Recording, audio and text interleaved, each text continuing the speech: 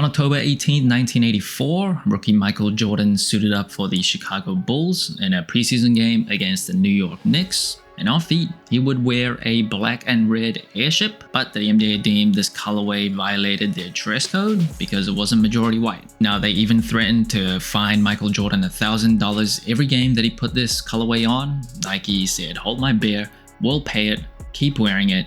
And this story has become a very important story in sneaker history. Even though Nike and Jordan Brand continue to kind of gloss over the fact that it wasn't the Jordan 1 that was banned, it was the airship originally, but let's conveniently forget about that. And in a follow-up to the 2011 ban colorway, Jordan Brand is bringing this shoe back, this time in a low cut. Air Jordan 1 Low OG ban.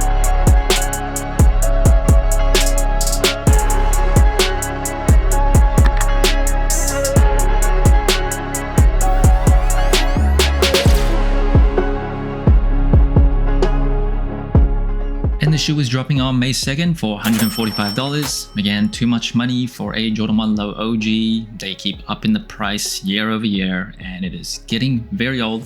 They should ban the increase of sneakers every year. It should be 3 to 5 year minimum before they can up the price. I don't care what the market looks like. I don't care about any external factors. They are a billion-dollar corporate giant. They can afford to keep the prices the same for 5 years at a time. But regardless, the black and red is obviously an OG colorway, my favorite colorway of the Jordan 1s. I'm a black sneaker lover, so I tend to like sneakers that utilizes black a bit more than like white on the contrary. So really love the black and red colorway. And first impressions of the shoe, yeah, it is just delicious. Do I still like Jordan 1 highs over the lows? I do, but in terms of just wearability, something like this, it's hard to defeat. And in terms of the box, you will get a slightly custom box with the band crosses on the side as well as the lid. And on the side crosses, embossed, you will see the phrase, "Imagine if."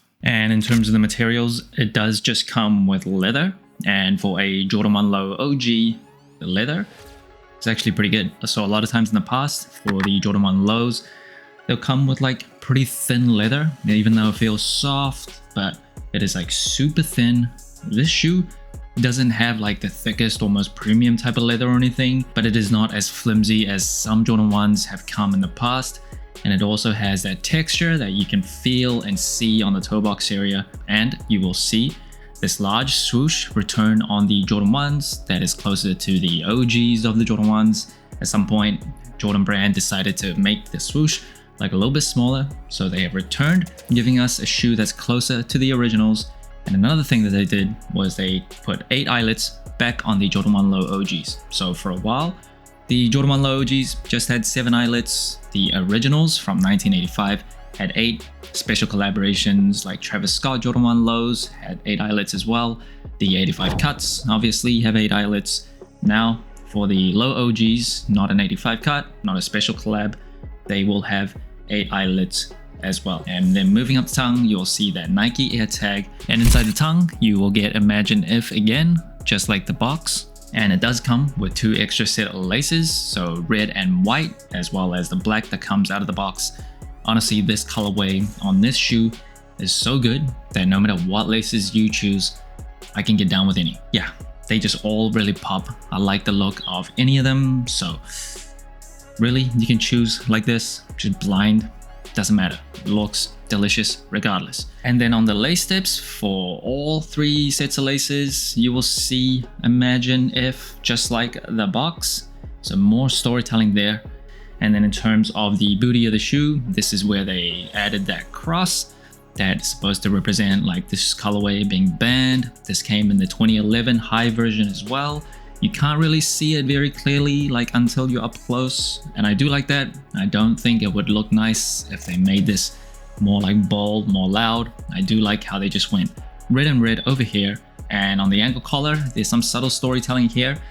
One, on the inside heel of the shoe you'll see another cross. On the lateral side, another cross up there, and on the inside, on the medial side of the shoe, you'll see a date, October 18, 1984. That, as I mentioned in the intro of my video, that is the game that Michael Jordan wore the black and red airships. And that was the game where the NBA was like, How dare you? And in terms of the cushioning of the Jordan 1 Low OGs, does just come with a rubber cup sole with a Nike Air unit in the heel. Very, very glad to say they did not pre-age, make this sole here yellow. It just came white. Now, one thing they did not change to the sole to make it look like the originals from 1985 was the sole pattern. That is still like a regular Jordan 1 Low OGs on the 85 cuts. It is slightly different. And then on the outsole, pretty regular, delicious Jordan 1 outsole, concentric circles up top. Yeah, as classic as can be. And in terms of the insole, it is a Dream Cell insole, not a polyurethane insole. They cannot give us the best, but it is what it is. And on the heel, on one shoe, it says, on September 15th, 1984, Nike created a revolutionary new basketball shoe. On October 18th, 1984, they were thrown out of the game. Kind of misleading to put this kind of insole on the Jordan 1s because the one he was wearing was the airships, but they conveniently just gloss over that every time they want to sell like the band story for the Jordan 1. But we know what you're doing. And in terms of sizing and comfort, I am a wide and flat footer for Jordan 1 Low OGs. I just go true to size. Fits me pretty well, width-wise, length-wise, no real problems. Some people may be able to go down half a size for the lows instead of going true to size if they have like narrower feet. The lows doesn't have as much padding compared to the highs, so definitely get a second opinion there. In terms of overall comfort, Jordan 1s are a shoe from 1985, very flat to the ground. Kind of feel like you're walking just directly on the ground with a thick piece of cardboard separating it. You can barely feel Nike Air. But honestly, a few hours at a time, if you're not doing something too strenuous, it is not the worst. And that brings the total sole score of the Jordan 1 Low OG band to 32.5 out of 40. Pretty high score compared to other general releases. Now first, it is colorway. My favorite OG Jordan 1 colorway ever. Just the best. You add the historical context of this colorway being banned, and it just can't get much better than this. I love it. And in terms of the materials, for a Jordan 1 Low OG, it's actually decent. It is not like the thinnest cut of leather, so that's good. Still feels pretty soft. You can see and feel the texture on the toe box. They definitely could have come worse. That is actually pretty good for Jordan brand. And in terms of comfort, the Jordan 1s are just not going to be the most comfortable shoe. Very old, minimal technology, rubber cup soles are durable, but yeah, it just doesn't feel too plush or too soft on foot. And in terms of the versatility, the Jordan 1 Lows, I think are the most wearable sneaker ever.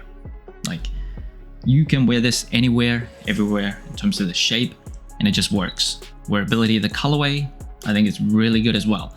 A black or majority black sneaker is maybe not as versatile as a white based sneaker, but black and red with a white rubber cup sole, it's hard to get more wearable than this. Even in like a semi-formal occasion, you could wear this and really pull it off. It is a very, very versatile shoe. Today's throwback of the day, it is not sneaker related, but I saw this come up on my feed the other day and nostalgia hit me like a truck. And it is the fighting game Rival Schools United by Fate that dropped in 1997. If you were into fighting games at all, which I was, you might know about this game. There are obviously the giants like Tekken, Street Fighter, Marvel vs. Capcom. This came out before the year 2000, and it was also by Capcom, sharing the same universe as Street Fighter, and I just remember it being super fun. The character designs were cool. There was a sequel, Project Justice, that released in 2000, but it's been in the archives since. My guy that I always chose, based on memory anyway, was the guy with the baseball bat, Shoma. Capcom, bring it back. Make a modern day version of it in 2026. People are gonna love it. I know the fighting game community love this title, and they really, really have a lot of nostalgia for it. Make it happen. Anytime a black and red colorway comes on a Jordan shoe, I am pretty much all in. And on a shoe like the Jordan 1 Low OGs, it is just so wearable, so versatile. I would actually prefer if it just came with like a black and red Jordan 1 Low OG without the band stuff, but still, I think they did a pretty good job here. And to my memory, at least off the top of my head, probably the best Jordan 1 to come out so far in 2026. So that's it. Thanks for watching. Sole Inclined. Let me know what you think of the Jordan 1 Low OG band. Like, subscribe, comment, all the good stuff. And remember, tomorrow may never come, so wear your shoes.